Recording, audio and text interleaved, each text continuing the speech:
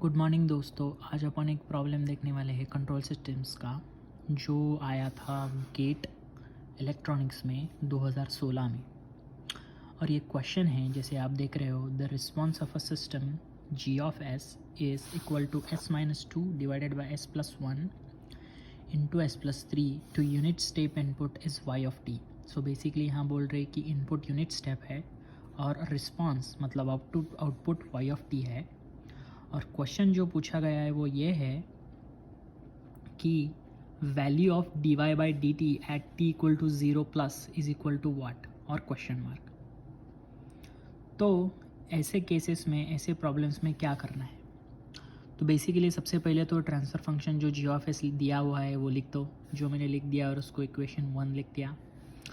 जैसे कि मैंने अभी बोला था कि आउटपुट y ऑफ t है, इनपुट जो है यूनिट स्टेप है और u ऑफ t भी बोलते हैं उसको, तो वो मैंने लिख दिया। अपन को पता है कि लैप्लास ट्रांसफॉर्म जो रहता है y ऑफ t का होगा y of s, u of t का होगा u ऑफ s, और u ऑफ s होता है 1/s।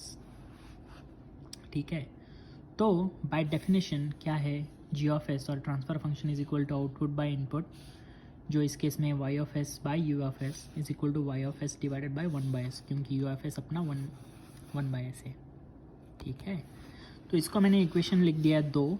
तो पुटिंग इक्वेशन 2 in 1 में ये जो वैल्यू है g ऑफ s की, ये इस इक्वेशन में डाल रहा हूँ। g ऑफ s क्या है 1, y of s upon 1/s में इधर लिख रहा हूँ।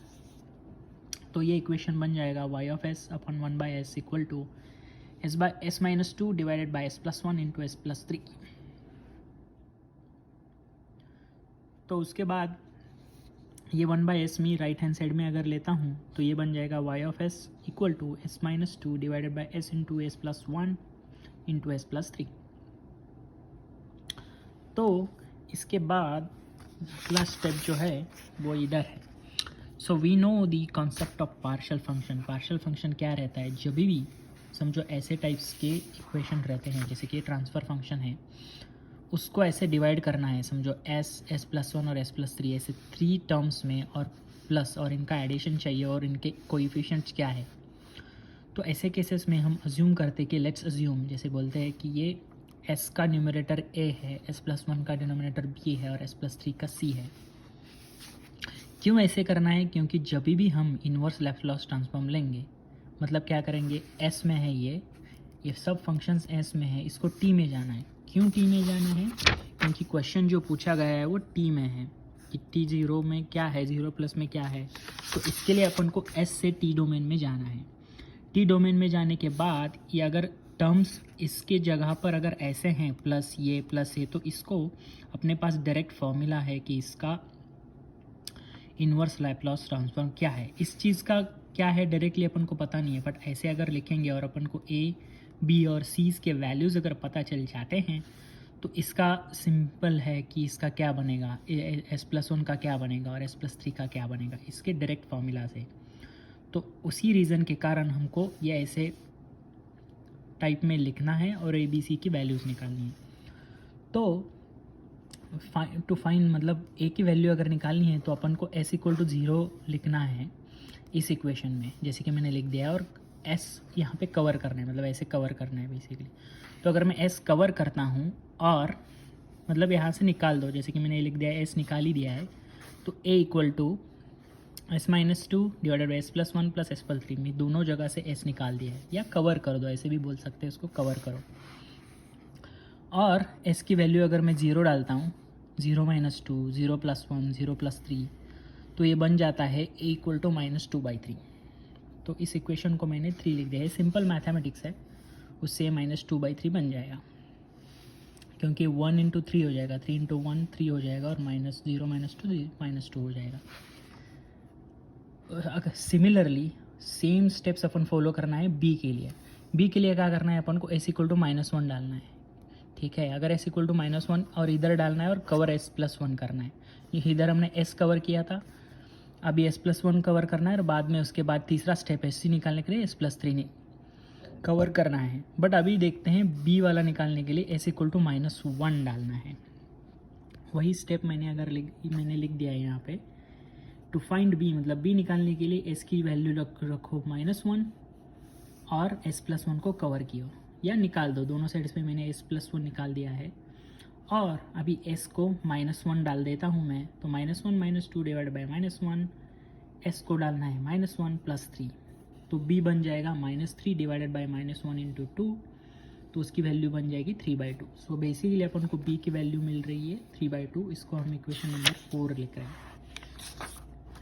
उसके बाद सेम लाइंस पे c की वैल्यू अगर निकालनी है तो s = -3 इस इक्वेशन में डालना है और ये वाला कवर करना है, और या दोनों साइड से -3 और s+3 वाला निकाल देना है। तो सेम s जगह पर -3 डालो, -2, s जगह पे -3 डालो, इस s जगह पे -3 डालो, तो c क्या आएगा, -3 - 2 -5 बन जाएगा, -3 इंटू -3 + 1 हो जाएगा -2, तो c बन जाएगा -5 डिवाइडेड बाई 6, क्योंकि -3 इंटू -3 पॉजिटिव 6 आ जाएगा। तो ये अपन के पास 3 इक्वेशंस है जिसमें a, b और c की वैल्यूज़ है, और 6 इक्वेशन जो है वो इधर हमने ऐसा लिखा था। तो a, b और c इस इक्वेशन में डाल दो, तो यही किया है मैंने। y ऑफ s बन जाएगा 2 - 2/3 into 1 of s plus 3/2 divided by s+1 - 5/6 divided by s+3। अभी ये केसेस में कैसा होता है, अपन को इन्वर्स लैप्लास ट्रांसफॉर्म लेना है, क्योंकि एस डोमेन है, एस डोमेन से हमको टी डोमेन में जाना है। टी डोमेन में क्यों जाना है, क्योंकि अपन को वैल्यू जो निकालनी है वो टी डोमेन में निकालनी है।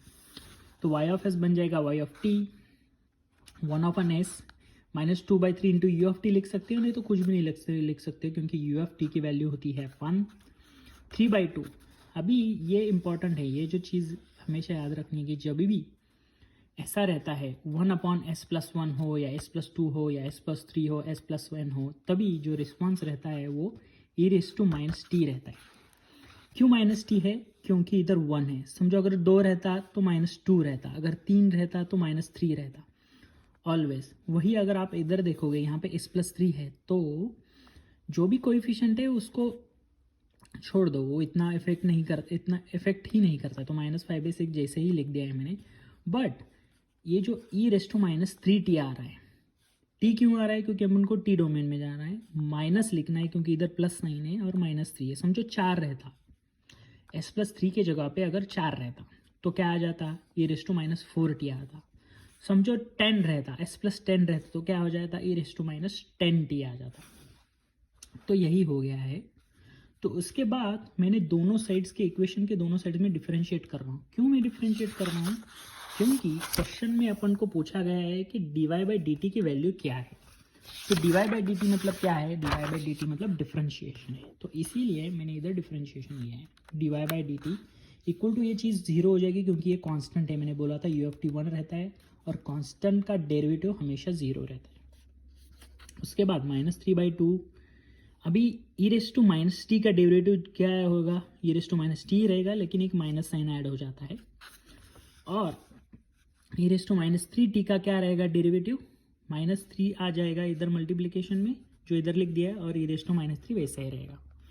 अगर आप इसको सॉल्व करते हो, सिंप्लीफाई करते हो, तो ये बन जाता है dy/dt = -3/2 into e⁻t plus 5/2 into -3t, क्योंकि ये 0 हो जाता है, कांस्टेंट का 0 है, ये -3 रहेगा और ये माइनस माइनस प्लस हो जाएगा और 3/2 हो जाएगा, तो ये हो जाएगा -5/2।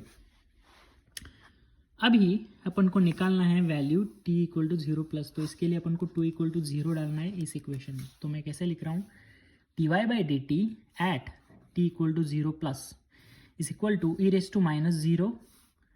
किसी भी फंक्शन का और किसी की भी चीज़ का अगर रेज टू 0 रहता है, उसकी वैल्यू हमेशा 1 रहती है, इसीलिए e⁻0 हो, -1 -3 -2 वट जो भी हो, क्योंकि अपन t की वैल्यू 0 लिख रहे हैं तो ये 0 ही बनेगा। तो e⁻0 = 1, तो ये बन जाएगा -3/2 प्लस 5/2। तो ये इन दोनों की अगर एडिशन करोगे अपन 2/2 आ जाएगा और वैल्यू आ जाएगी 1।